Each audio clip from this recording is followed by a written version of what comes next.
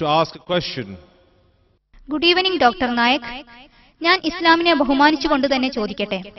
വിഗ്രഹാരാധന ഇസ്ലാമിൽ വൻ പാപമാണ്. അള്ളാഹു വിഗ്രഹാരാധകനെ ആ പ്രവൃത്തിക്ക് പുറത്തു കൊടുക്കില്ല. ഇസ്ലാം അല്ലാത്ത മറ്റു കുടുംബങ്ങളിൽ ജനിച്ചവരുടെ അവസ്ഥ എന്താണ്? ഉദാഹരണത്തിന്, ഇന്ത്യയിൽ ഭൂരിഭാഗവും ഹിന്ദുക്കളാണ്. ഇസ്ലാമിനെ ജീവിതകാലത്ത് പരിചയപ്പെടുവാനോ അതിനെക്കുറിച്ച് ആരും പരിചയപ്പെടുത്താത്തതോ ആയ ആളുകൾ, അവരുടെ അവസ്ഥ എന്തായിരിക്കും? അവരുടെ മേലുള്ള തെറ്റ് എന്താണ്? അവർ സ്വർഗത്തിൽ എത്തില്ലേ? അള്ളാഹു അവരെ സ്വർഗത്തിലേക്ക് കടത്തില്ലേ? അവർ ജനിച്ച ആദ്യത്തെ ദിവസം മുതൽ അവർക്ക് പഠിപ്പിച്ചു കൊടുത്ത കാര്യങ്ങൾ വിശ്വസിക്കുന്നത് കൊണ്ട് അവർക്ക് എന്ത് തെറ്റാണുള്ളത്? അവരോട് അള്ളാഹു കാരുണ്യം കാണിക്കില്ലേ? സഹോദരി, നല്ലൊരു ചോദ്യമാണ് ചോദിച്ചത്. അമുസ്ലിം കുടുംബങ്ങളിൽ ജനിച്ചവരുടെ അവസ്ഥ എന്താണ്? അവരുടെ രക്ഷകർത്താക്കൾ വിഗ്രഹാരാധന ചെയ്യുന്നുണ്ട്. ആരെയാണ് അപ്പോൾ കുറ്റപ്പെടുത്തേണ്ടത്? അള്ളാഹുവിനെ എങ്ങനെ അവരെ ശിക്ഷിക്കുവാൻ സാധിക്കും? അതുകൊണ്ടാണ് മുഹമ്മദ് നബി സല്ലല്ലാഹു അലൈഹി വസല്ലം പറഞ്ഞത്, എല്ലാ കുഞ്ഞുങ്ങളും ശുദ്ധമായ പ്രകൃതത്തിലാണ് ജനിക്കുന്നത്.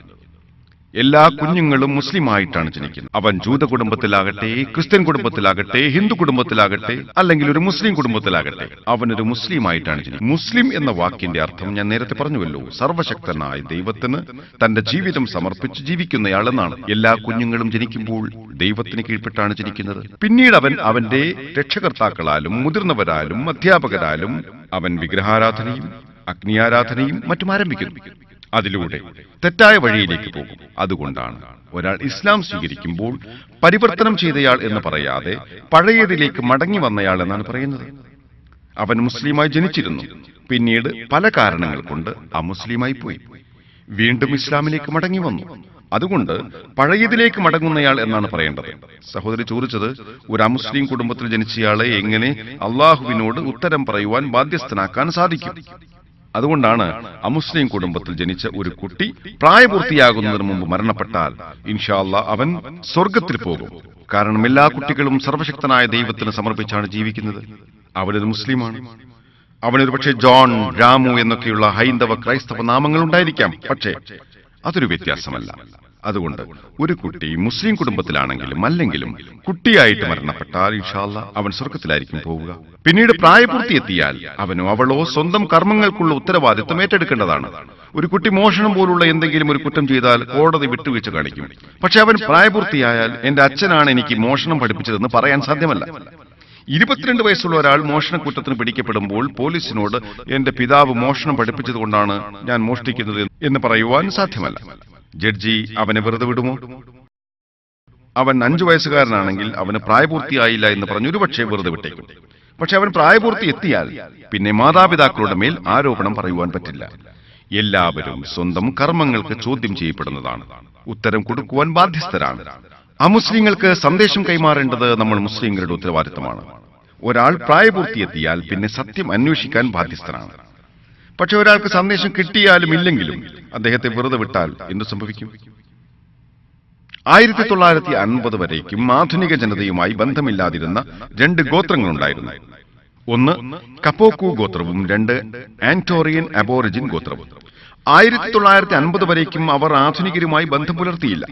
ഗവേഷകർ അവരുടെ ജീവിത രീതി പഠിക്കുവാനായി ചെന്നപ്പോൾ കണ്ട വിവരങ്ങൾ വിചിത്രമായിരുന്നു. ഇസ്ലാമായിരുന്നു അവരുടെ രീതി.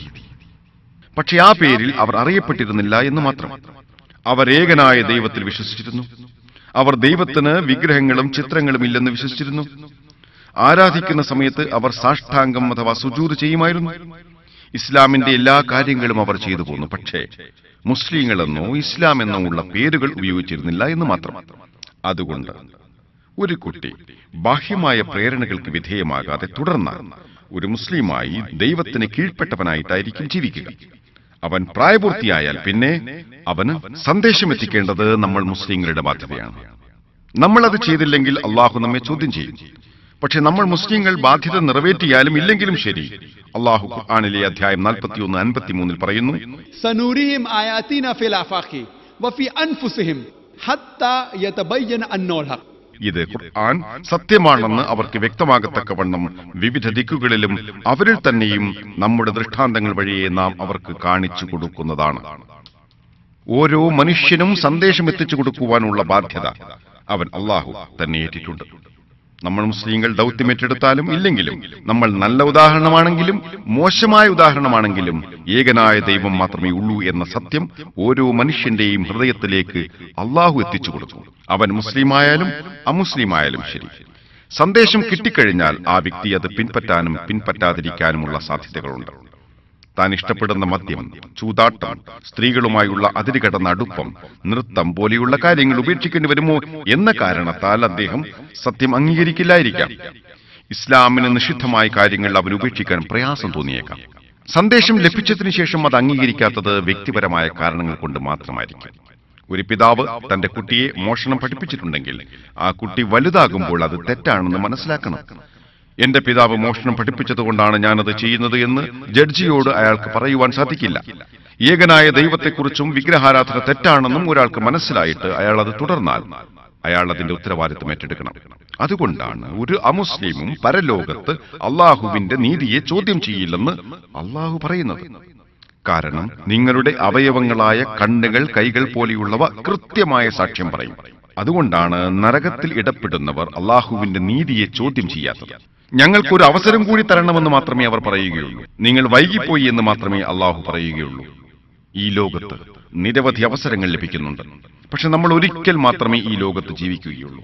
അതുകൊണ്ട് ഒരു അമുസ്ലിമിനും അള്ളാഹുവിന്റെ നീതിയെ ചോദ്യം ചെയ്യുവാൻ സാധ്യമല്ല. നിങ്ങൾക്ക് വൈകിപ്പോയി എന്ന് മാത്രമേ അള്ളാഹുവും പറയുകയുള്ളൂ. ഖുർആനിലെ അധ്യായം 67:2 പറയുന്നു, ഈ ലോകത്തുള്ള കാര്യങ്ങളെല്ലാം തന്നെ പരലോകത്തേക്കുള്ള പരീക്ഷണങ്ങളാണ്. ഞാൻ ഉത്തരം പറഞ്ഞു എന്ന് വിശ്വസിക്കുന്നു.